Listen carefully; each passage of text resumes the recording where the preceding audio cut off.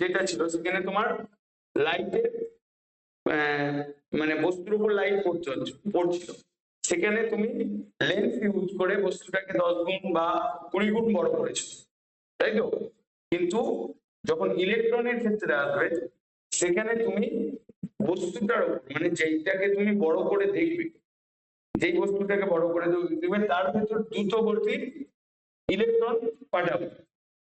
এই যে বলছে সাহায্যে দ্রুত গতির ইলেকট্রন প্রেরণ করে নমুনা বস্তুর অধিক বিবর্ধিত দৃশ্য তুমি কোথায় দেখবে? পর্দাতে দেখবে, যেটাকে ফ্লোরোসেন্ট পর্দা বা ফটোগ্রাফিক প্লেট বলা হচ্ছে। যেমন ধরো এই যে পিকচারে দিয়ে দেওয়া আছে যে এই যে ধরো এই মাইক্রোস্কোপটা, এই মাইক্রোস্কোপে তুমি মাইক্রোস্কোপটা এইটা আমি মানে ওই যে বস্তুটাই মাইক্রোস্কোপের ভেতরে রেখেছি, সেইটা ছবি হচ্ছে তুমি পাশে স্ক্রিনেতে দেখতে পাচ্ছ, বুঝতে পারলে? সেটাই হচ্ছে তোমার ইলেকট্রন মাইক্রোস্কোপ।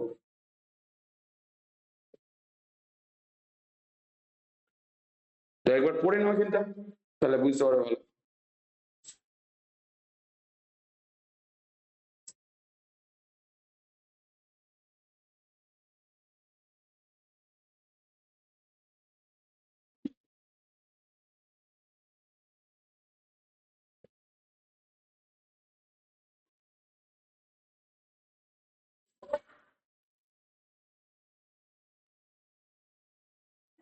হুম, এরপরে দেখো, এরপর হচ্ছে কোষের বৈচিত্র্য। কোষের বৈচিত্র্য মানে হচ্ছে আমার কোষের মধ্যে কত সংখ্যক কোষ থাকছে, মানে এককোষী না বহুকোষী, সেটাই আলোচনা করবো। এই যে এখানে বলছে জীবদের এক বা একাধিক কোষ দ্বারা গঠিত হতে পারে, মানে আগেই কোষের ডেফিনেশন বলেছি, জীবদের গঠনগত ও কার্যগত একককে কি বলে? কোষ বলে, তাই তো? কোষের ডেফিনেশন, তো ওই ডেফিনেশনটা কিন্তু পরীক্ষায় আসবে কিন্তু, মানে কোষ কাকে বলে বা কোষ কি, তখন তোমাকে লিখতে হবে জীবদের গঠনগত ও কার্যগত একককে কোষ বলা হয়। এটা হচ্ছে সব থেকে মানে শর্ট ডেফিনেশন। ওকে, কার্যগত একককে কোষ বলা হয়। এবার তোমার গঠনগত আকার তার বিভিন্ন হতে পারে, বা তোমার কার্যগত তার সেই কি কাজে বা কোন জায়গায় ইউজ হচ্ছে, মানে মানে কার্য যেটা সেটা বিভিন্ন টাইপের হতে পারে, মানে সব জায়গাতেই সেখানে কোষ রয়েছে। এবার বলছে যে কোষের বৈচিত্র্য, যে জীবদের এক বা একাধিক কোষ দ্বারা গঠিত হতে পারে, অর্থাৎ জীবদের এককোষী হতে পারে আবার বহুকোষী হতে পারে। যেমন এককোষী মানে আগের দিনে বলেছিলাম অ্যামিবা হবে, যেমন এখানে বলছে এককোষী জীবদের জীবদের দেহ একটি মাত্রই কোষ দ্বারা গঠিত, যেমন হচ্ছে রাইবোজিয়াম, ভিব্রিও কলোনি বা যেটাকে ব্যাকটেরিয়া বলা হচ্ছে, তারপর তোমার নষ্টক, তারপর নীলাভ, সবুজ শৈবাল। এই যে এইটা এখানে ছবিটা দেখতে পাচ্ছ, এইটাকে বলা হচ্ছে তোমার অ্যামিবা। তো অ্যামিবা এই যে এইটা, এই যে যেটা বড় করে দেখাচ্ছি, তোমাদের বইয়েতেও রয়েছে রয়েছে দেখবে অন্য কালারে, হ্যাঁ ব্ল্যাক এন্ড হোয়াইট বা যা না কেন, এটা হচ্ছে তোমার অ্যামিবা স্ট্রাকচার, মানে যার কোনো নির্দিষ্ট আকার থাকছে না, তাই তো? মানে এর এর চলন পরের দিকে আসবে, কিন্তু এখন দরকার নেই। মানে এখানে তোমার একটাই কোষ আছে, দেখো আমরা এখানে দেখেছি নিউক্লিয়াস, আর এখানে ধরো ভ্যাকুল ট্যাকুল যা দরকার এখানে সব রয়েছে, কিন্তু কোষ হচ্ছে একটাই, একটাই নিউক্লিয়াস আছে, ঠিক আছে? এরপরে হচ্ছে তোমার নীলাভ, সবুজ শৈবাল। এইটা তুমি দেখবে, এইটা হচ্ছে তোমাদের বাড়ির পাশে যে পুকুর ঘাট যেগুলো রয়েছে সেখানে দেখবে এরকম সবুজ সবুজ শ্যাওলা হয়, দেখেছো এটা?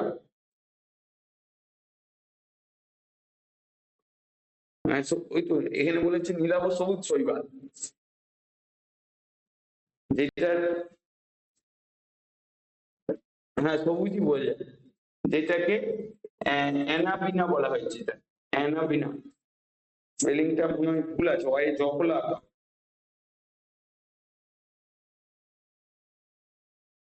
হুম, এখানে অয়ানা করেছে কিন্তু এটা অয়ে জফলা আঁকা হয়।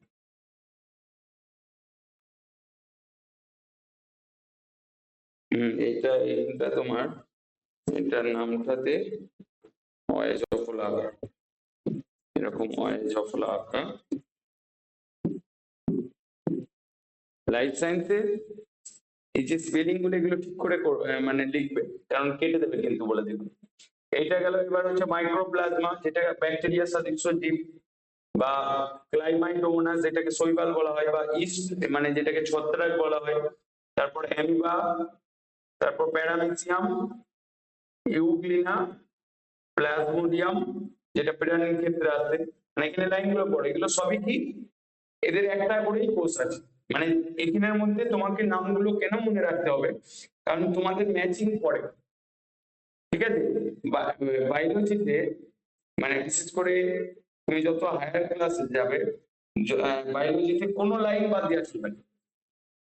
মানে বিশেষ করে ধরো আমি যেটা বোর্ডে লিখবো, মানে আমি জানবে আমি সেটা একদম যতটা শর্ট লেখা যায়, মানে যতটা ইনফরমেশন দেওয়া যায় সেই ইনফরমেশনটাই থাকবে। মানে হুম হুম কি কি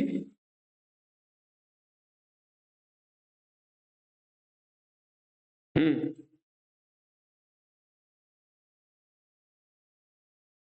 সেটাও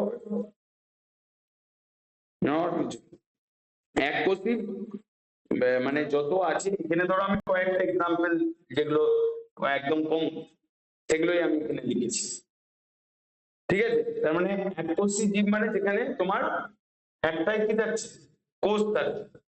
এবারে দেখো এখানে আসবে তোমার বেশিরভাগ উদ্ভিদ প্রাণীর দেহই একাধিক কোষ দ্বারা গঠিত, তাই তো। মানে একের বেশি, যেমন ধরো মানুষের বা তুমি অন্য কোনো জীব বা উদ্ভিদ দেখো, সবেরই কি হবে তোমার একাধিক কোষ দ্বারা গঠিত গঠিত। যেমন হচ্ছে স্পাইরোগাইরা, যেটা এখানে এইটা এইটা দেখেছো তো, এটাও দেখেছো এই ছবিটা। এটাও ওই শ্যাওলা টাইপেরই, এটাও তো শৈবাল। তারপর হচ্ছে ছত্রাক, যেটা এটা ছত্রাকের ছবিটা, এইটা দেখেছো, ছত্রাকটা তো দেখেছো। এটা তোমার মানে ধরো যেহেতু তুমি গ্রামের দিকে থাকো একটু দেখবে এগুলো মাঝে মাঝে দেখতে পাওয়া যায়। বা বিশেষ করে এইটা যেখানে অনেকদিন কেউ যায়নি বা নোংরা টোংরা পড়ে রয়েছে, অথচ মানে মানে লোকজন ওই জায়গাটা ইউজ করে, দেখবে বাড়ির ছাদের উপরে ম্যাক্সিমাম টাইম হয়। যদি বাড়ির ছাদের সাইডে যদি গাছ টাছ থাকে, তো দেখবে হয় এরকম ছোট ছোট আকারে দেখবে বাড়ির ছাদে যেগুলো হয় একদম। এটা যেমন একদম বড় আকারে দেখাচ্ছে, মানে এটা ছোটই, কিন্তু এখানে দেখানো হচ্ছে বড়টাই। তো বলছে যে বেশিরভাগ উদ্ভিদ ও প্রাণীর দেহেই একাধিক কোষ দ্বারা গঠিত। যেমন হচ্ছে স্পাইরোগাইরা কারা, যেটা শৈবাল। তারপর অ্যাগারিকাস, যেটা ছত্রাক বলা হচ্ছে। তারপর মস, ফান, পাইন, বট, আম, কাঁঠাল ইত্যাদি উদ্ভিদ। স্পঞ্জ, হাইড্রা, কেঁচো, কৃমি, আরশোলা, শামুক, মাছ, ব্যাঙ, সাপ, পাখি, বিড়াল, কুকুর ইত্যাদি, মানে যা যা আছে বড়। মানে জীবদের আকৃতি যত বড় হয় তাদের দেহের কোষের সংখ্যা তত বেশি হয়। তার মানে এই যে লাইনটা পড়লে, এখানের এক্সাম্পল গুলো তো মনে রাখছো, কোনটা এককোষী কোনটা বহুকোষী। তার সাথে এই লাইনটা বেশি করে মনে রাখতে হবে যে জীবদের আকৃতি যত বড় হবে তার কোষের সংখ্যা তত বড় হবে, মানে বেশি হবে, ঠিক আছে। মানে সাইজ যত বড় হবে কোষের সংখ্যাও তত বেশি হবে। এবার বলছে ভাইরাসের যে কোনো কোষীয় বৈশিষ্ট্য না দেখায় এদের অকোষীয় বলা হয়। এটা একটা কোশ্চেন, যে কখন বা অকোষীয় হচ্ছে কি বলে, কোষের এক্সাম্পল বলো, মানে যেখানে কোষ নেই। তুমি তো আগেই যেটা বলেছি যে এককোষী হতে পারে, মানে যার জীবদের বা যেটা তোমার লাইভ মানে যেটা জীবিত, যেটা সজীব উপাদান বলা হচ্ছে, অজীব না। যেটা তোমার জড় পদার্থ ছাড়া যেটা থাকছে সেটাই হচ্ছে সজীব তো। কিন্তু ভাইরাস তো সজীব, কিন্তু ভাইরাসের মধ্যে কি থাকছে, দেহের কোনো কোষীয় বৈশিষ্ট্য না থাকে এদের অকোষীয় বলা হয়। মানে এই লাইনটার মানে বুঝতে পারলে, যে ভাইরাসে দেহে কোনো কোষীয় বৈশিষ্ট্য থাকে না, কোষ আছে কিন্তু কোষীয় বৈশিষ্ট্য থাকে না, সেই জন্য এদের কি বলা হয়, অকোষীয় বলা হয়। বোঝা গেল? তারপর বলছে এবার ধরো একজন প্রমাণ মানুষের মানে মানুষের দেহে কতগুলো কোষ থাকতে পারে। বলছে একজন 80 কেজি ওজন বিশিষ্ট পুরুষ মানুষের দেহের কোষের সংখ্যা আনুমানিক 6 লক্ষ কোটি থেকে 10 লক্ষ কোটি পর্যন্ত হতে পারে। মানে চিন্তা করতে পারছো কত কোষ রয়েছে? 6 লক্ষ থেকে 10 লক্ষ কোটি, হাজার হাজার না কিন্তু, 6 লক্ষ কোটি থেকে 10 লক্ষ কোটি, এত মানে 80 কেজি যদি কোনো পুরুষ মানুষের ওজন হয়। তো এই লাইনটা স্টেটমেন্টটা পড়ো।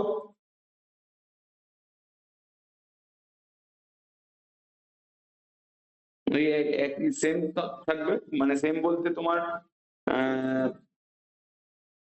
এটা পুরুষ বা এটা হচ্ছে কি বলে তোমার এমনি মহিলাদের কি হয় 80 কেজি ওজন, মানে তোমার পুরুষদের যে মানে 80 কেজি আর মহিলাদের 80 কেজির মধ্যে পার্থক্য রয়েছে, জানো তো এটা না? মহিলাদের 80 কেজি দুটো ওজন হয়তো সমান দেখছো, কিন্তু তোমার এই এটা এখানে পুরুষ মানুষ না লিখে মানুষ লিখলে বেটার হতো। কারণ ওজন অনুসারে তোমার একটু আগে আমরা এখানে যেটা বললাম যে জীবদের আকৃতি যত বড় হবে তত বেশি সংখ্যক কোষ থাকবে। তার মানে আমার যদি সেটা পুরুষ হোক বা মহিলা হোক, তার যদি ওজন 80 কেজি হয়, তাহলে আমার 6 লক্ষ থেকে 10 লক্ষ কোটির মধ্যে থাকে, আর এরও বেশি হতে পারে। মানে 6 লক্ষের বেশি হবে, 10 লক্ষের কম হবে। ঠিক মহিলাদের ক্ষেত্রেও সেই একই হবে। বুঝে গেল? মানে তোমাকে পরীক্ষা দেবে যে মানুষের দেহে কোষের সংখ্যা কত। এবার এটা পরবর্তীকালে হচ্ছে তোমার যত ক্লাসে আগে যাবে এই কোষের সংখ্যাটা মানে এই ওজন অনুসারে তুমি ক্যালকুলেট করতে পারো, কিন্তু এখন জানা দরকার নেই অত বেশি। ঠিক আছে? এরপরে কোষের আকার। কোষের আকার বিভিন্ন আকারের হতে পারে, যে এককোষী জীব থেকে শুরু করে বহুকোষী জীবদের বিভিন্ন আকৃতি হয়। কেউ কেউ কি হয় কি জীবের বিশেষ আকার ও ভিন্ন ভিন্ন মানে ওদের প্রকৃতিও কি হবে তখন ভিন্ন ভিন্ন হচ্ছে, জীব বিশেষে কোষের আকার ও ভিন্ন ভিন্ন হয়। এমনকি একই জীবদের বিভিন্ন অংশে বিভিন্ন আকৃতি হয়, যেমন আমাদের শরীরে মানে বিভিন্ন টাইপের কোষ রয়েছে। যেমন হচ্ছে ধরো এই এই যে যেটা আমরা এখানে পিকচারে দেখাচ্ছি, এই পিকচারটার মধ্যে দেখো এখানে সব টাইপেরই তোমার কোষ দেওয়া রয়েছে, বা ধরো সব মানে শেপ অনুসারে যদি দেখি আকার অনুসারে, এটা হচ্ছে তোমার এই ছবিটা দেখতে পাচ্ছ? তো একটা দেখো গোলাকার রয়েছে, আর একটা তোমার ডিম্বাকার রয়েছে, আর একটা লম্বাকার এরকম রয়েছে। আবার হচ্ছে তোমার এখানে এগুলো সবই কি রয়েছে মানবদের শরীরে রয়েছে। তার মানে কোষের আকারও একই, জীবের ভেতরে কোষের আকার বিভিন্ন হচ্ছে, একই টাইপের না, মানে শেপ গুলো বা আকার গুলো সেম। সেই জন্য এখানে লাইনটা বলছে এককোষী জীব থেকে শুরু করে বহুকোষী জীবদের বিভিন্ন আকৃতি হয়, মানে কি হয় কোষের আকৃতিটা বিভিন্ন হয়, এবং জীব বিশেষে কোষের আকারও ভিন্ন ভিন্ন হয়। এমনকি একই জীবদের বিভিন্ন অংশে বিভিন্ন আকৃতির কোষ দেখা যায়। কোষ গোলাকার হয়, ডিম্বাকার হয়, আয়তাকার হয়, বহুভুজাকার হয়, মানে এই যেখানে স্তম্ভাকার হয়, দণ্ডাকার হয়, সূত্রাকার হয় ইত্যাদি আকার, এমনকি শাখা প্রশাখা যুক্ত এবং অনিয়তাকারও হয়ে থাকে। শাখা প্রশাখা যুক্ত তোমার যেটা আসবে নার্ভ সেল আসবে, স্নায়ু কোষ যেটা তোমার শাখা প্রশাখা রয়েছে। আবার ধরো গোলাকার যেটা আসবে রেড ব্লাড সেল আসবে, রেড ব্লাড কর্পাসেল, বাট এখানে রেড ব্লাড সেল লিখছে। ঠিক আছে? মানে আরবিসি যেটা ফুল ফর্ম বা ডব্লিউবিসি যেটা ফুল ফর্ম। তো এখানে এখানে দেখো বিভিন্ন আকারে দেওয়া রয়েছে, কিন্তু এগুলো সবই কি রয়েছে আমাদের শরীরের ভেতর রয়েছে, শুধু কোষ একই জীবদের বিভিন্ন আকারের কোষ দেখতে পাচ্ছ। হ্যাঁ বলো।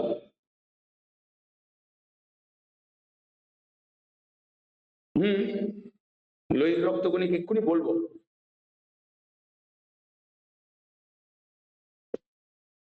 হ্যাঁ, তো লোহিত রক্তকণিকা এক্ষুনি আসবে, দাঁড়াও। লোহিত রক্তকণিকা এই যে এখানে এই যে লোহিত রক্তকণিকার আকার হচ্ছে গোলাকার আর ওই কনভেক্স লেন্সের মতো, দ্বি অবতল। এই যেখানে বলছে গোলাকার হতে পারে, বা এই যে এই ছবিটা দেখো, যেটা তুমি বললাম এক্ষুনি বলতাম, এটা এই যে এখানে পাশের ছবিটা যেটা ডাম্বেল আকার দেখাচ্ছে, তো ওইটার মতন দুটো আকারের হতে পারে। আমি লোহিত এক্ষুনি আসবো।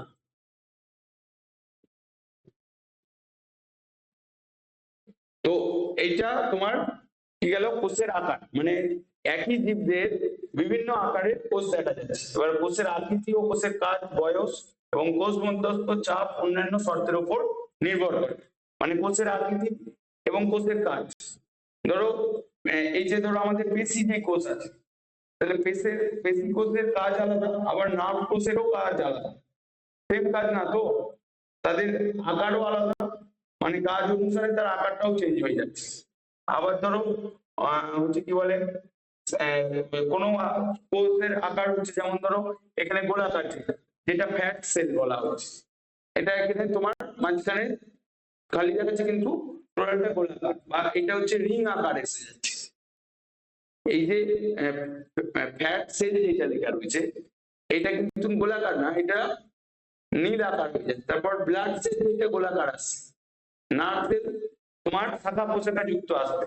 আবার তোমার স্মুথ মাসেল সেল যেটা, সেটা তোমার ডিম্বাকার আসছে, বা তোমার চোঙ আকৃতি আসবে, বা মাকু টাইপের আসবে। মাকু দেখেছো, সেখানে যেটা বলা হচ্ছে ডিম্বাকার, দণ্ডাকার হতে পারে, সূত্রাকার হতে পারে, আবার অনিয়তাকারও হতে পারে।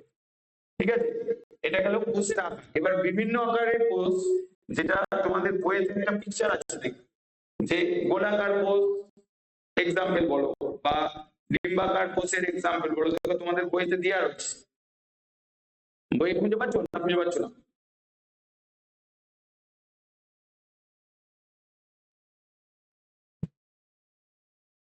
এবার দেখো এখানে, না ওইটা, হ্যাঁ ওইটাতে দেখতে পারো, ওইটা তো গোলাকার নেই, আজকে যেটা হচ্ছে সেটা গোলাকার।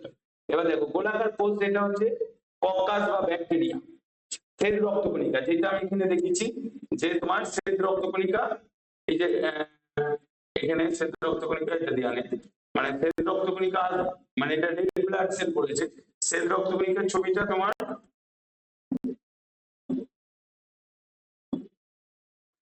এইটা, এটা হচ্ছে তোমার শ্বেত রক্তকণিকার ছবিটা, মানে যেটা হচ্ছে তোমার টোটালটাই গোলাকার।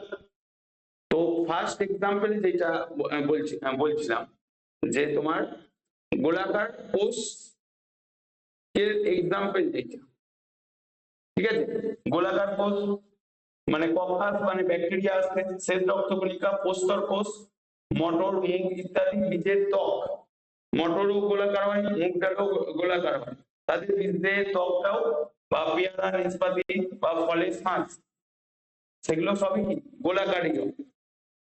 বুঝতে পারলে? মানে তাহলে আমাকে এক্সাম্পল মনে রাখতে হচ্ছে এতগুলো, যে গোলাকার কোষ কি কি আসবে, ফার্স্ট আসবে তোমার শ্বেত রক্তকণিকা, বা যেটা তোমাকে সব জায়গায় তোমাকে জিজ্ঞেস করতে পারে, বা শ্বেত রক্তকণিকার আকার বা শ্বেত রক্তকণিকার কাজ আমি এক্ষুনি বলবো। তারপর ডিম্বাকার কোষ, যেটাকে ডায়াফ্রাম বা শৈবাল বলা হচ্ছে, এইটা এই স্ট্রাকচারটা, এটা হচ্ছে ডিম্বাকার। ঠিক আছে, মানে আবার হচ্ছে কি তারপর হচ্ছে রক্ষী কোষ বা পত্ররন্ধ্রে থাকা, মানে রক্ষী কোষ তুমি এরকম টাইপের দেখবে ডিম্বাকার, যেটাকে তোমার ওইটাকে কি বলে, ওই যে যেই গাছের পাতাগুলো পোকামাকড় খায়, ওইটাকে কি বলে, ওইটা না, আমি এখানে যেটা বলছি যে রক্ষী কোষ, যেটা পত্ররন্ধ্রে থাকে, মানে গাছের পাতাতে যেখান দিয়ে তোমার কার্বন ডাই অক্সাইড প্রবেশ করে, সেটাই তো পত্ররন্ধ্র বলে। তো সেইটা সেই কোষটার নাম কি, রক্ষী কোষ। সেটাও তোমার এরকম ডিম্বাকৃতি দেখতে, যেটা এখানে তোমার শৈবালের যে ছবিটা দেখেছি এরকম হতে পারে, বা পাখির ডিম, সেটাও ডিম্বাকার হয়। তারপর স্তম্ভাকার, মানে দংশক্রম বা বিছুটি গাছের পাতা বা কাণ্ডের ত্বক, তারপর ব্যাসিলাস ব্যাকটেরিয়া বা স্পঞ্জের মতন স্পঞ্জের কোয়ানোসাইট কোষ, মানে এখানে ধরো এইটাকেও তোমার বলা হচ্ছে ব্যাসিলাস ব্যাসিলাস ব্যাকটেরিয়া বা তোমার এই ছবিটা দেখেছো, এই ছবিটা পরে আসবে কিন্তু, মানে কোন বইয়ের কোনো না কোনো জায়গাতে ছিল, মানে জাস্ট এখানে ইনফরমেশনের জন্য তোমার কাজে লাগে, এইটা নিয়ে পরে আবার আসবে। এখানে যতগুলো পিকচার দেখছো সবই যে হচ্ছে তোমার লাইফ সায়েন্সে ঘুরিয়ে ফিরিয়ে আসবে, বোঝা গেল? তাহলে আমরা তিনটে টাইপের কোর্স দেখলাম এবং তাদের এক্সাম্পল দেখলাম, দেখবে তোমাদের বইতে একটা টেবিল করে দেওয়া আছে হয়তো। তারপর দেখো এখানে বলছে সূত্রাকার কোষ, মানে তন্তু কোষ বা তুলোর রোগ, মানে সূত্রাকার কোষ যেটা হবে এখানে, এই যে প্রস্তর কোষ বলছিলাম, এই ছবিটা দেখো, যেখানে প্রস্তর কোষ বা কঙ্কাল যেটা বলছিলাম একটু আগে, তার এখানে সবকটা টাইপের ছবি দেওয়া রয়েছে, দেখতে পাচ্ছ এটা?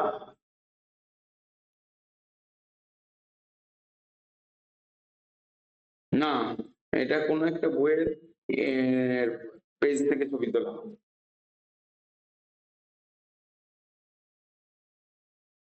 দাঁড়াও,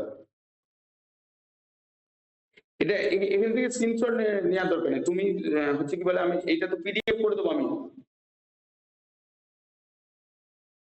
ঠিক আছে? তাহলে তো তোমার এই ছবিটা করে এসে যাবে। এটা এখানে একদম সব টাইপের কোষের ছবি দেওয়া রয়েছে, যেমন এখানে তন্তু কোষ বলা আছে, এটা হচ্ছে তোমার তন্তু কোষ, এই যে এটা এখানে তোমার তন্তু কোষ ছিল, এই যেটা ছোট করে দিচ্ছি, এটা হচ্ছে তোমার তন্তু কোষ। তো এইটা কিরকম দেখতে পারো, বা তোমার ধরো আরো যদি দেখায় এখানে তোমার তন্তু কোষ বা তুলার রোম যেটা, সেটা হচ্ছে তোমার এইটা দাঁড়াবে। এবার বলছে বহুভুজাকার কোষ, যেটা হার্টপিস ভাইরাস বা কোলেনকাইমা স্ক্লেরেনকাইমার কলা কোষ যেটা, মানে সেটাকে দেখতে তোমার এরকম হবে।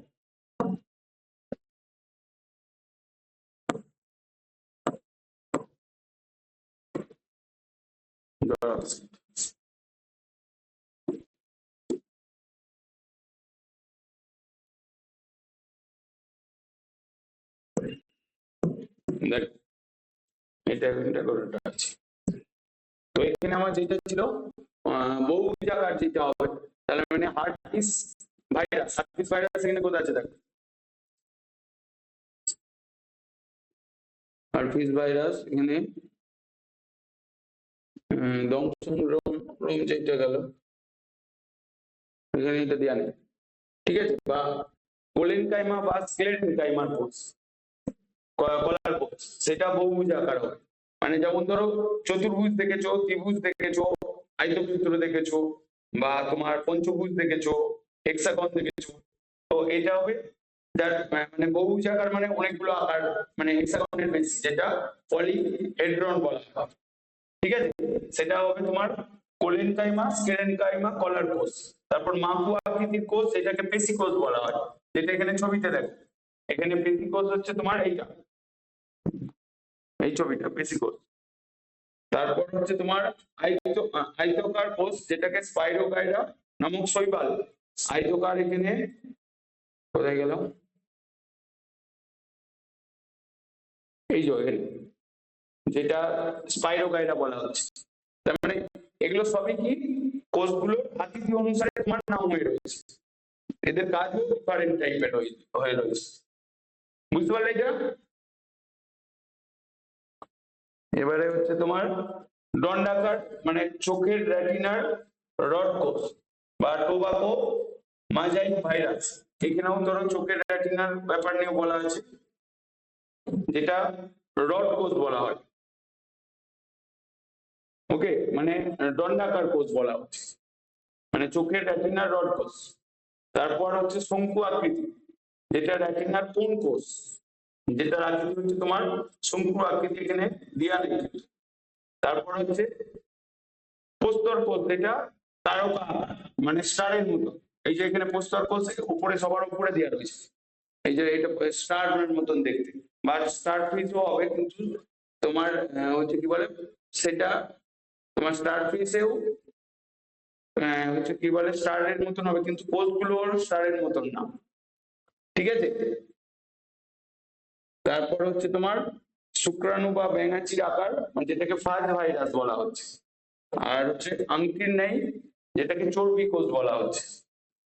এখানে আংটির ন্যায় এটা চর্বি, সেই রেড কালারটা দেখতে পাচ্ছ তুমি।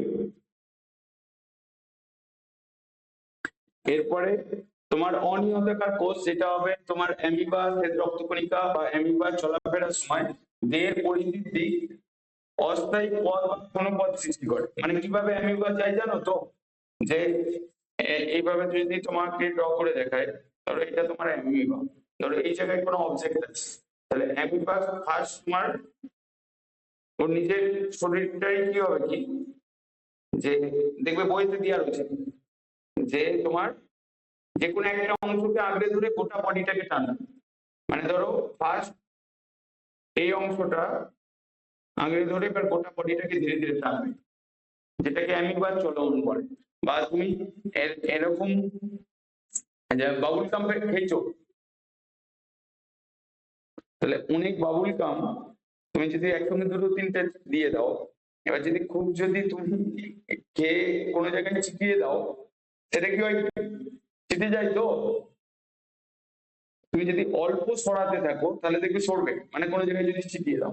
বা তোমার সব থেকে ভালো এক্সাম্পল হবে তোমার ওইটাকে কি বলে, বা মানে কমন এক্সাম্পল মাথায় আসছে না।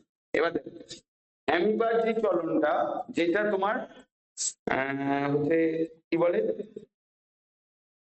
কোনো ফিক্সড দিকে হবে না, মানে যেখানে বস্তু আছে সেই বস্তুটাকে আঁকড়ে ধরে গোটাটাকে টানবে। যেমন ধরো আমরা যেভাবে হাঁটছি, আমরা তো একটা ফিক্সড রিদমে হাঁটি তো, বা যেহেতু অ্যামিবা একটাই কোষ, এর এখানে চলন বা গমনের জন্য তোমার টোটাল বডিটা সরে সরে যাবে, বুঝতে গেল। অ্যামিবার চলন পরের দিকে আসবে। তো এখন যেটা অ্যামিবার চলন হচ্ছে দেহের পরিধির দিক অস্থায়ী পদ বা ক্ষণপদ সৃষ্টি করে বা অবলুপ্তি ঘটায়, তাই এদের আকার সর্বদা পরিবর্তন হয়। মানে এই আকারটা আছে, আবার ধরো এই আকারও হতে পারে, এই আকারও হতে পারে। ঠিক আছে, মানে সেই জন্য কি বলছে অনিয়তাকার কোষ, ফার্স্ট আসবে শ্বেত রক্তকণিকা আসবে, তারপর হচ্ছে তোমার অ্যামিবা আসবে, শ্বেত রক্তকণিকা জীবাণু দ্বারা জীবাণুদের আত্মসাৎ করার সময় ক্ষণপদ সৃষ্টি করে। মানে শ্বেত রক্তকণিকার কাজের মধ্যেই রয়েছে যে কোনো যদি আমাদের শরীরে কোনো জীবাণু অ্যাটাক করে, তখন শ্বেত রক্তকণিকা ঠিক এরকম ক্ষণপদ সৃষ্টি করে, মানে ডাইরেক্টলি অ্যাটাক করে। মানে যখনই জীবাণু আমাদের শরীরে আসে, শ্বেত রক্তকণিকা ডাইরেক্টলি তাকে প্রতিরোধ করে না, সে ধীরে ধীরে প্রতিরোধ করে। এবার কোনো জায়গায় যদি কেটে যায়, সঙ্গে সঙ্গে কি সেরে যায়, সেরে যায় না, তাই তো। তো এটা গেল অনিয়তাকার কোষ, মানে যার নির্দিষ্ট কোনো শেপ বা কোনো আকার থাকছে। অ্যামিবা হবে, শ্বেত রক্তকণিকা হবে, যেটা তোমার অস্থায়ী পদ বা ক্ষণপদ সৃষ্টি করে। তো এখানে এটা গেল কোষের সবকটা আকার।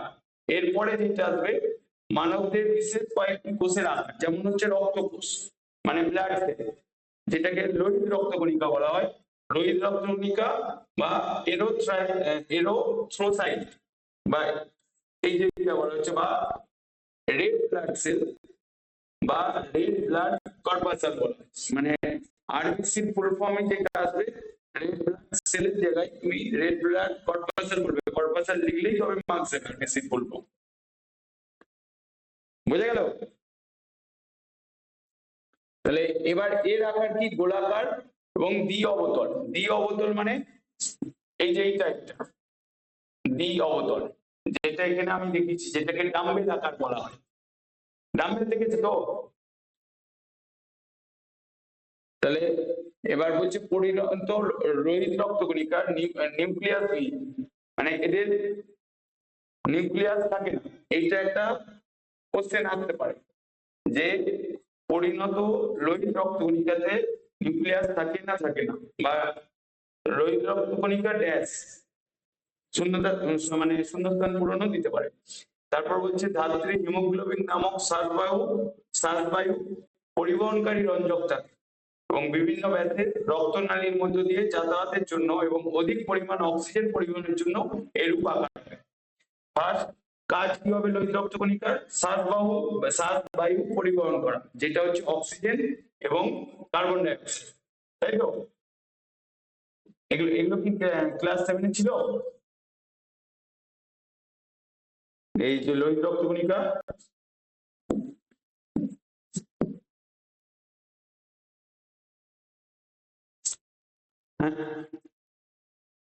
তিনটেই আছে, আমি তিনটেই বলবো। এবার তাহলে লোহিত রক্তকণিকার কাজ হচ্ছে তোমার শ্বাস বায়ু পরিবহন করা, তারপর রক্তে অম্লতা ও ক্ষারের সমতা বজায় রাখা, মানে অ্যাসিডিটি বা বেসিসিটিকে ব্যালেন্স করে রাখা রক্তের মধ্যে। তারপর হচ্ছে রক্তের সান্দ্রতা বজায় রাখা। সান্দ্রতা মানে কি জিনিস জানো? না না না, টাইপ সান্দ্রতা না। যেমন ধরো আমাদের যে রক্তটা কি এক জায়গায় স্থির থাকে?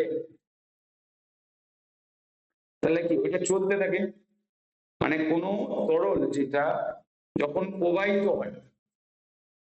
প্রবাহিত হলে কি হয়, একটা ফ্রিকশন আসে, যেই লিকুইড যেই কন্টেনার বা যেই নলের ভেতর দিয়ে যাচ্ছে, সেই নলের গায়ে মানে সাইডে কি হচ্ছে, ওই লিকুইডের সঙ্গে ওই অবজেক্টের কি হচ্ছে, ফ্রিকশন আসছে তো। তাহলে ওই ফ্রিকশনটা হচ্ছে তোমার ওইটাকে প্রবাহ করতে বাধা দিচ্ছে, মানে ফ্লুইডটাকে প্রবাহ করতে বাধা দিচ্ছে। তো ওই প্রবাহটাকে অতিক্রম করাটাকে বলা হয় সান্দ্রতা। এবার ধরো যে যার সান্দ্রতা বেশি সে প্রবাহ কম হবে, মানে সান্দ্রতা যার যত কম, মানে ওই বাধাটা যার যত বেশি হবে তার প্রবাহ তত কম হবে। মানে অ্যাকচুয়ালি এটা হচ্ছে তোমার ফ্লুইডের কথা বলা হচ্ছে, মানে যখন কোন তরল প্রবাহিত তরল যখন বাধা দেয় তাকে তখন সান্দ্রতা বলছে। তাহলে এই লাইনগুলো পড়ো একবার।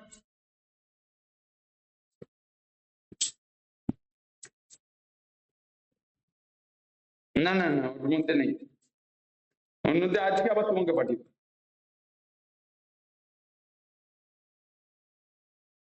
হুম।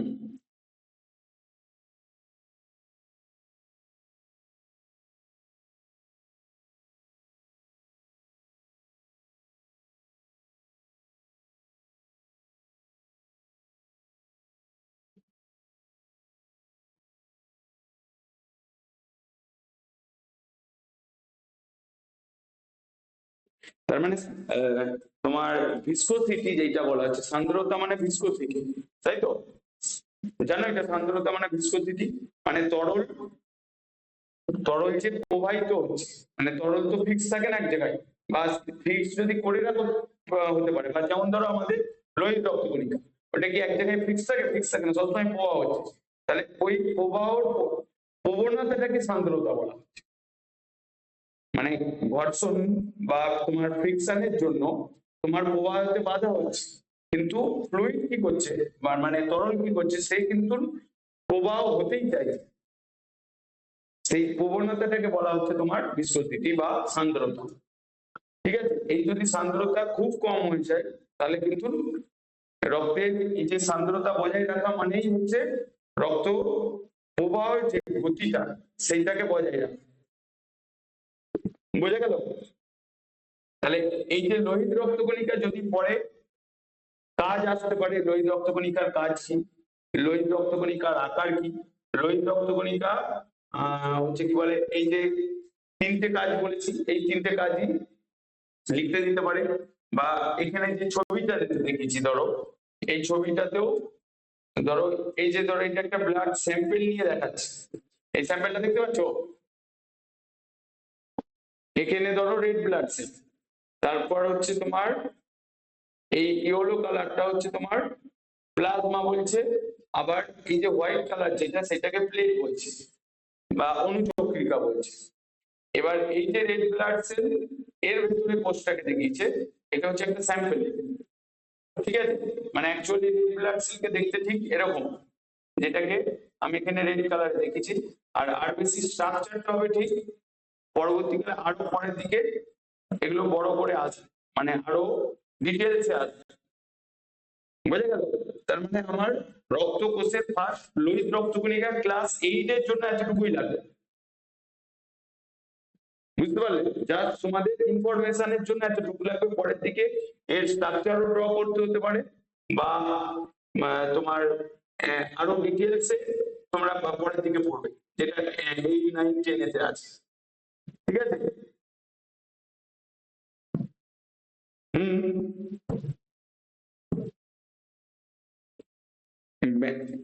হ্যাঁ, ব্যাঙাচির মতন দেখতে, অ্যাকচুয়ালি ব্যাঙাচিটাকেই বলা হচ্ছে বাজ ভাইরাস।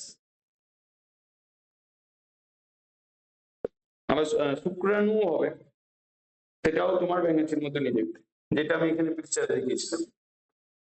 এই যে এখানে তোমার এই যে পিকচারটা দেখাচ্ছি, যেটা বা এখানে পিকচারে দেখেছিলাম, যেখানে যেটা লেখা রয়েছে প্রাম সেল, যেটা লেখা রয়েছে এরকম টাইপের, যেটা আকার অনুসারে। এরপরে তোমার শ্বেত রক্তকণিকা আসবে, দেখো।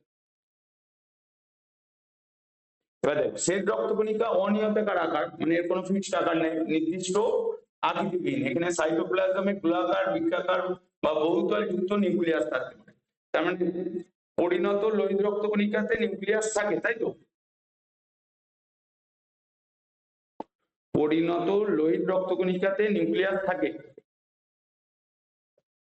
হ্যাঁ? থাকে না থাকে না?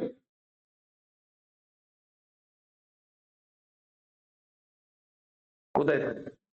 আমি ওই লাইনটা এখানে আন্ডারলাইন করে গেলাম না? পরিণত লোহিত রক্তকণিকা নিউক্লিয়াস বিহীন হয় এবং ধাত্রী হিমোগ্লোবিন নামক শ্বাসবায়ু, তার মানে হিমোগ্লোবিন মেন কি কাজ করছিল ওই রক্তকণিকায়? বায়ুকে পরিবহন করতে সাহায্য করছে, বা রঞ্জক মানে মেন হিমোগ্লোবিন কাজ হচ্ছে অক্সি হিমোগ্লোবিন আর কার্বক্সি হিমোগ্লোবিন ফরমেটে তোমার কার্বন ডাই অক্সাইড আর অক্সিজেনকে পরিবহন করে।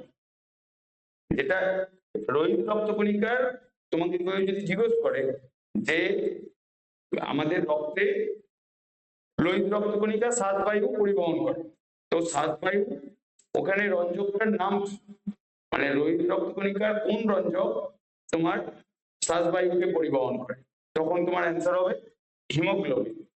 তো হিমোগ্লোবিন অক্সিজেনের সঙ্গে যুক্ত হয়ে গেলে সেটা অক্সি হিমোগ্লোবিন বলে, আবার যখন কার্বন ডাই অক্সাইডের সঙ্গে যুক্ত হয়ে যায় তখন সেটা কার্বক্সি হিমোগ্লোবিন বলে, ঠিক আছে? আচ্ছা, আমাদের কি শুধু অক্সি হিমোগ্লোবিন হলেই চলবে?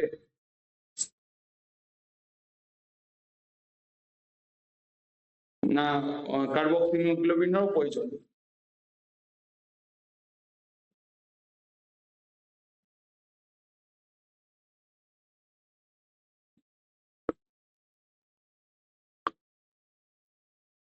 তো সেইটা তোমার আমাদের কোষের কার্য করার জন্য অক্সিজেনের প্রয়োজন। আমরা যে খাবারটা খাচ্ছি সেইটা ধরো ম্যাক্সিমাম যদি আমরা কার্বোহাইড্রেট বলি, মানে গ্লুকোজ, মানে C6H12O6, সেইটাকে ভাঙতে হবে, তাই তো? সেটা কার প্রেজেন্সে ভাঙবে? হয় হিট হতে পারে, আবার তোমার অক্সিজেনের প্রেজেন্সেই ভাঙবে যে খাবারটা। তাহলে অক্সিজেনের প্রেজেন্সে ভাঙার পরে গ্লুকোজ যখন তোমার কম্বাসন হয়, কি ফর্ম হয়ে যায়? কার্বন ডাই অক্সাইড হয়ে যায়।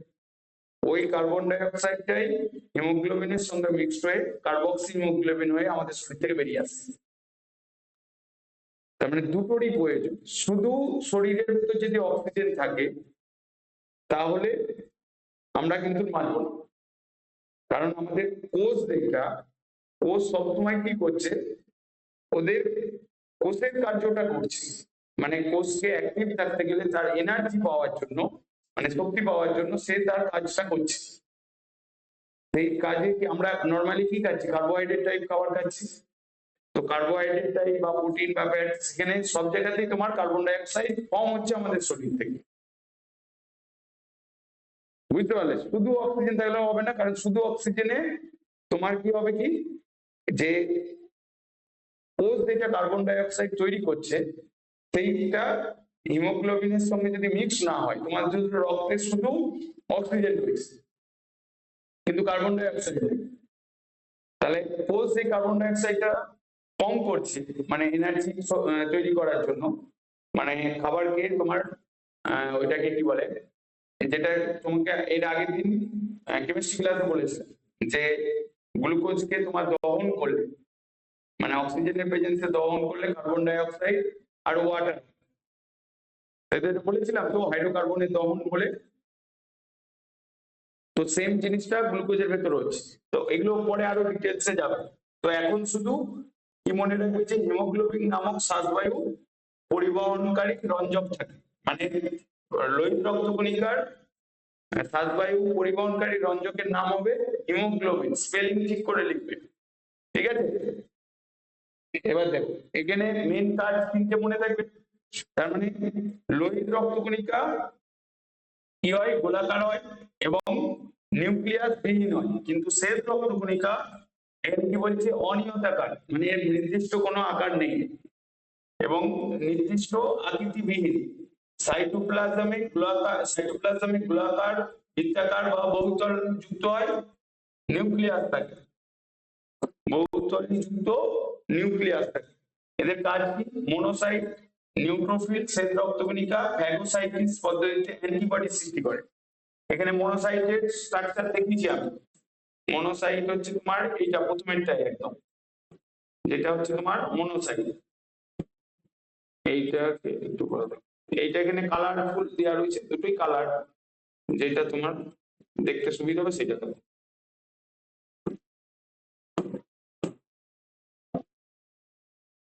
দেখতে পাচ্ছ দুটোই? তো এইটা হচ্ছে মনোসাইট, যেটা হচ্ছে একদম প্রপার গোলাকার হচ্ছে, মানে সাইটোপ্লাজমটা গোলাকার। এখানে অনিয়তাকার যে কথাটা বলা হয়েছে, মানে নির্দিষ্ট আকৃতিবিহীন, সাইটোপ্লাজমে গোলাকার। এখানে এই যে তোমার এই যে ইয়েলো কালার যে গোল কালার হচ্ছে, এই সাইটোপ্লাজমটা গোলাকার হচ্ছে, তার ফলে মনোসাইটের আকার মানে শ্বেত রক্তকণিকার আকারটা গোলাকার হয়ে যাচ্ছে।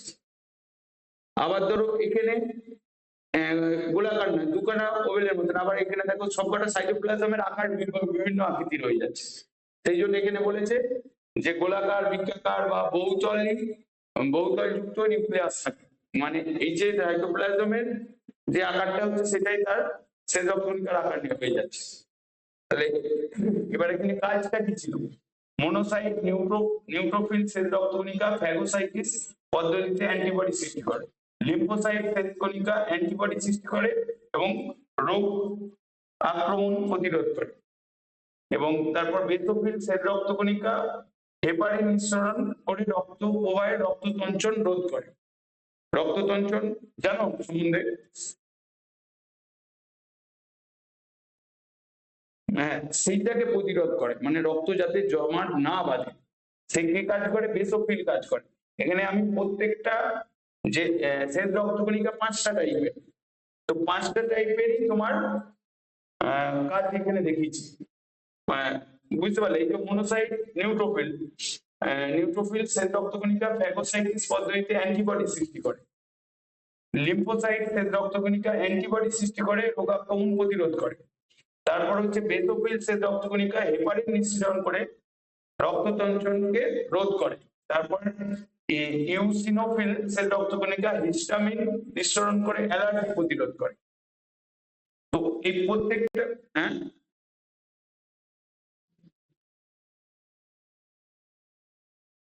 হেপারিন এটা একটা হরমোন আসবে, হিস্টামিনও তাই, মানে অ্যাকচুয়ালি হেপারিন তোমার এখানে হেপারিন নিঃসরণ এটা একটা হরমোন টাইপ আসবে, বা তোমার যদি কেমিস্ট্রি ভাষায় বলো তাহলে এটা উৎসেচক হিসাবে আসবে। আবার ইউসিনোফিল শ্বেত রক্তকণিকা হিস্টামিন নিঃসরণে অ্যালার্জি প্রতিরোধ করে। তুমি একবার কাজগুলো ভালো করে দেখো, এই কাজগুলোই ইম্পর্টেন্ট কিন্তু।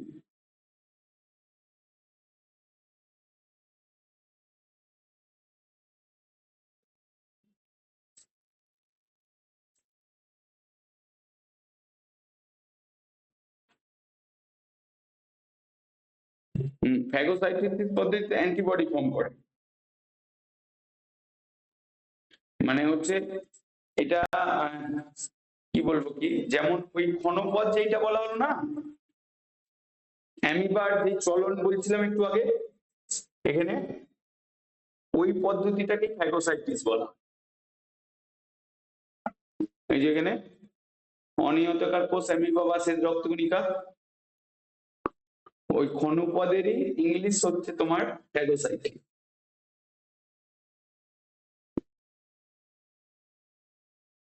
এই পয়েন্ট, প্রত্যেকটা পয়েন্টই ইম্পর্টেন্ট খুব।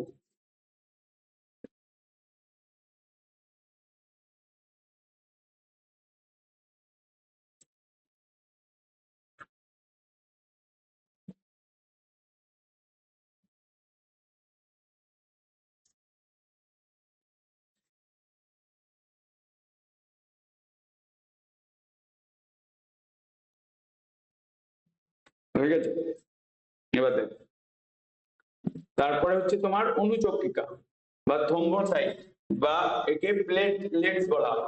এটা আকার হচ্ছে ডিম্বাকার, যেমন এটা হচ্ছে তোমার অনুচক্রিকার আকার, বা এখানেও আমি দেখেছি একটা, দুটো একই টাইপ, দেখো দুটো দেখো, এইটাও নিউক্লিয়াস বিহীন, মানে এর মধ্যেও কোনো নিউক্লিয়াস নেই। ছবিটা দেখতে পাচ্ছ? অনুচক্রিকা, আর হচ্ছে কাজ কি, রক্তক্ষরণের সময় থ্রম্বোপ্লাস্টিন নিঃসরণ করে রক্ত সঞ্চালনে সাহায্য করে। ঠিক আছে, মানে ধরো কোনো অংশ কেটে গেল, তখন তোমার কি হচ্ছে, রক্তক্ষরণের সময় থ্রম্বোপ্লাস্টিন নিঃসরণ করে রক্ত সঞ্চালনে সাহায্য করে এবং ক্ষতিগ্রস্ত রক্তজালিকার মেরামতিতে সাহায্য করে। অনুচক্রিকার কাজ কি মনে থাকবে? আমি এখানে যেটা তোমাকে পড়তে হবে, যেটা মনে রাখতে হবে, সেটাই আমি এখানে বলছি। মানে তোমাকে যদি অনুচক্রিকা কি পুরো ডিটেলসে আমরা কিন্তু ঢুকছি না, অনুচক্রিকার আকার আর যার শুধু নিউক্লিয়াস বিহীন বলছি। এবার এখানে রক্তক্ষরণের সময় থ্রম্বোপ্লাস্টিন নিঃসরণ করে রক্ত সঞ্চালনে সাহায্য করে, ক্ষতিগ্রস্ত রক্তজালিকার, হ্যাঁ বলো।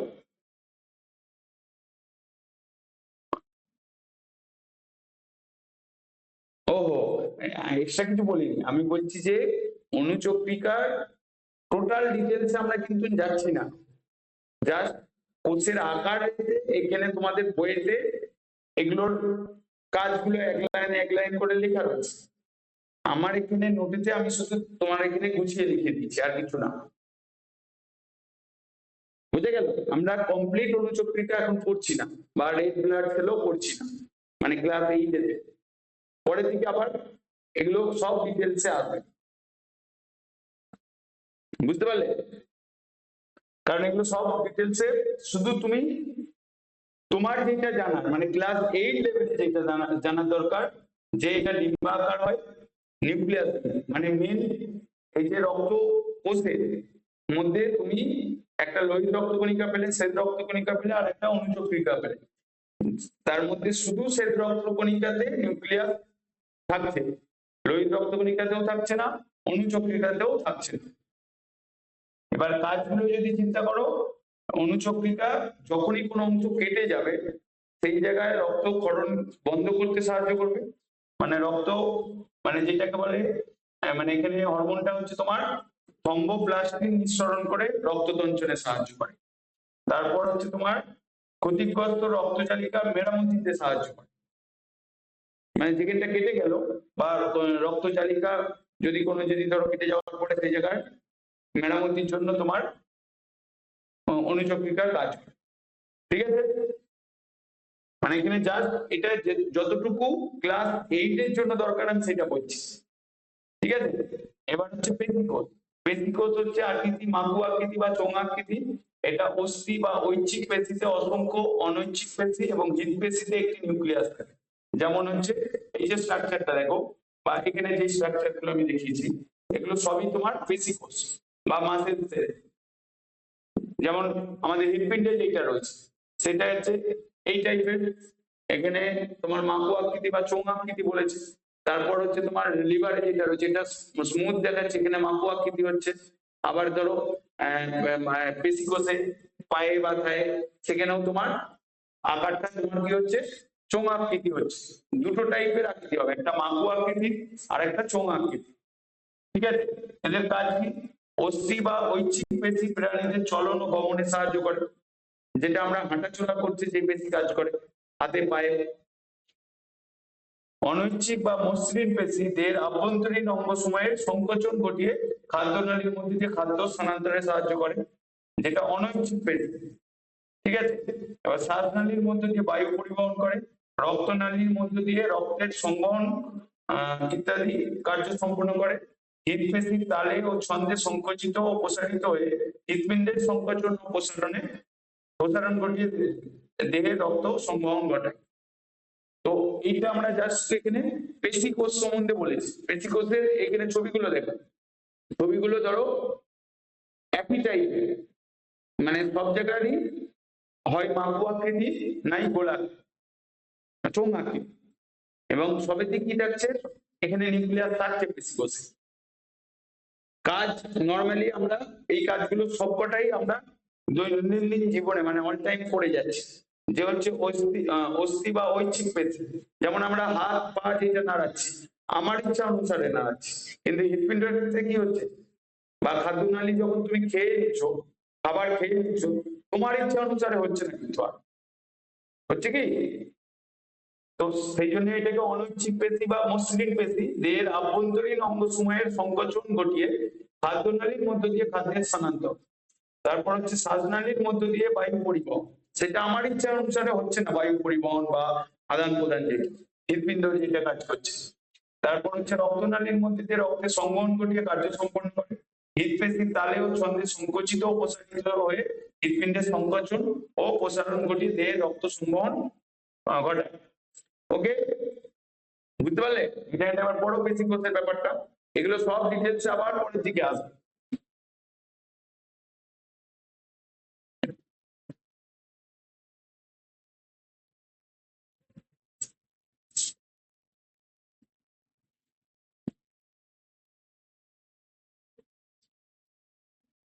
ঐচ্ছিক পেশি হচ্ছে যেমন আমরা হাঁটা চলা করছি, যে ধরো আমি এই হাতটা নাড়াচ্ছি, আমি চাইছি বলেই নাড়াতে পারছি। তো এখানে কাজ কে করছে, পেশি কোষী কাজ, পেশি কাজ করছে।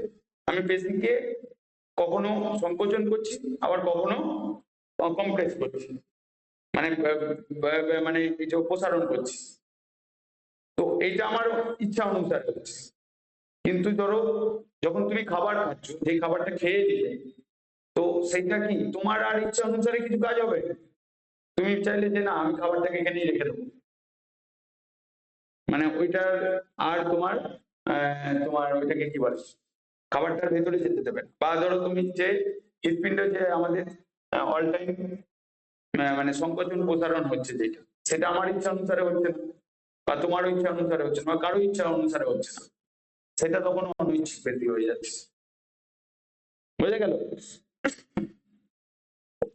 ঐচ্ছিক পেশি হবে প্রাণীদের চলন ও গমন, আর বাকি এখানে যত পেশি কোষ রয়েছে সবই তোমার অনৈচ্ছিক, আমাদের ইচ্ছা অনুসারে হবে না।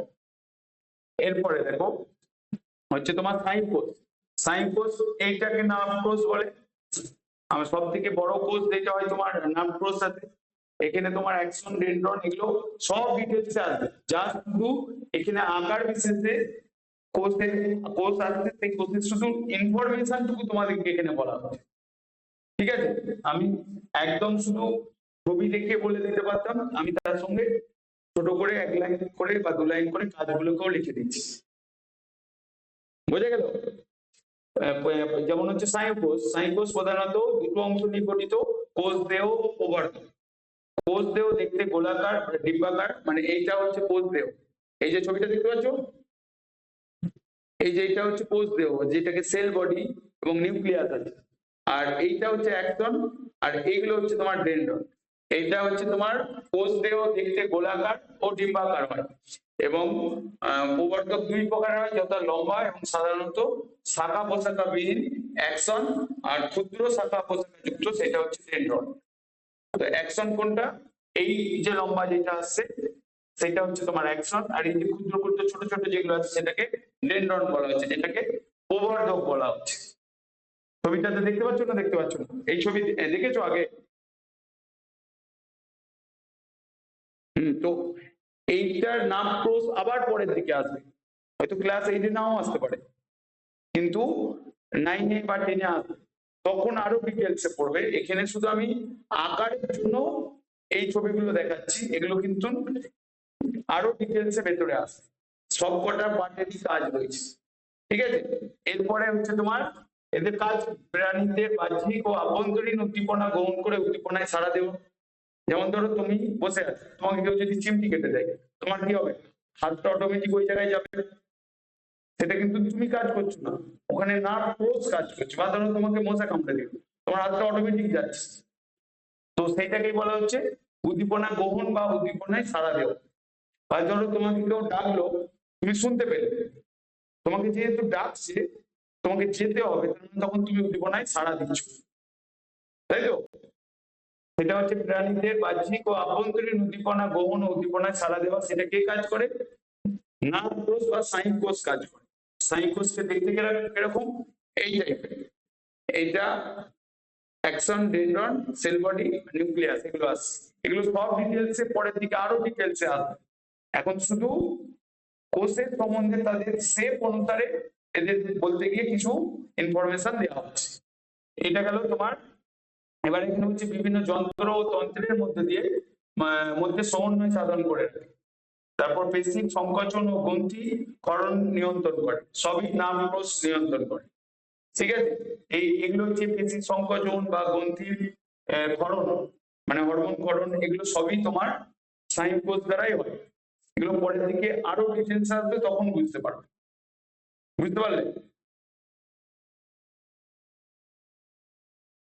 এরপরে উদ্ভিদ দেহে, আচ্ছা আগে বলো, প্রাণীর দেহে তোমার স্নায়ু কোষ থাকছে, উদ্ভিদ দেহে কোনো স্নায়ু কোষ থাকে না, এটাকে গন্ডগোল করবে না কিন্তু। উদ্ভিদ কোষে বা উদ্ভিদ দেহে কোনো স্নায়ু কোষ থাকে না। তো উদ্ভিদ দেহে কোষের আকৃতি তারতম্য দেখা যায়, যেমন ভাজক কলার কোষ, যেটা কাণ্ড ও মূলের অগ্রভাগে, কোষ যেটা বহুভুজ আকার হয়, ঠিক আছে? তারপর হচ্ছে যেমন সংবহন কলার কোষ নলাকার হয়, এছাড়াও গোলাকার, ডিম্বাকার, সূত্রাকার, সূচাকার কোষ উদ্ভিদে দেখা যায়। তো উদ্ভিদ কোষও তোমার আকার অনুসারে আসছে, সেটা তোমার মোটামুটি এগুলো পরের দিকে আবার যখন আমরা প্রোক্যারিওটিক সেল, ইউক্যারিওটিক কোষ সেল যখন বলবো তখন আরো ডিটেলস আসবে, ঠিক আছে? বুঝতে পারলেন না বুঝতে পারলেন না? তার মানে এইটা গেল কোষের আকার। তো আজকে এই পর্যন্তই থাকবে, কারণ তোমাকে আমি এইটা আজকে কিছুক্ষণ পরেই পাঠিয়ে দেবো, তুমি ম্যাথসটা করো। আর হচ্ছে কি বলে, ম্যাথসের সেই হচ্ছে কি বলে তোমার পুরোনো চ্যাপ্টার ওর ওয়ার্কশিট দেবো, আর টেস্টটা নেব হচ্ছে নেক্সট মঙ্গলবার বুধবারের ভেতরে নাও, ঠিক আছে? হ্যাঁ হ্যাঁ, এই মঙ্গলবার। কারণ পরের সপ্তাহে তোমাদের আর্টসের সাবজেক্টের টিচারও, মানে ইংলিশ টিচারও ক্লাস আসবে, আবার তোমার জিওগ্রাফি হিস্ট্রিরও টিচার টেস্ট নেবে।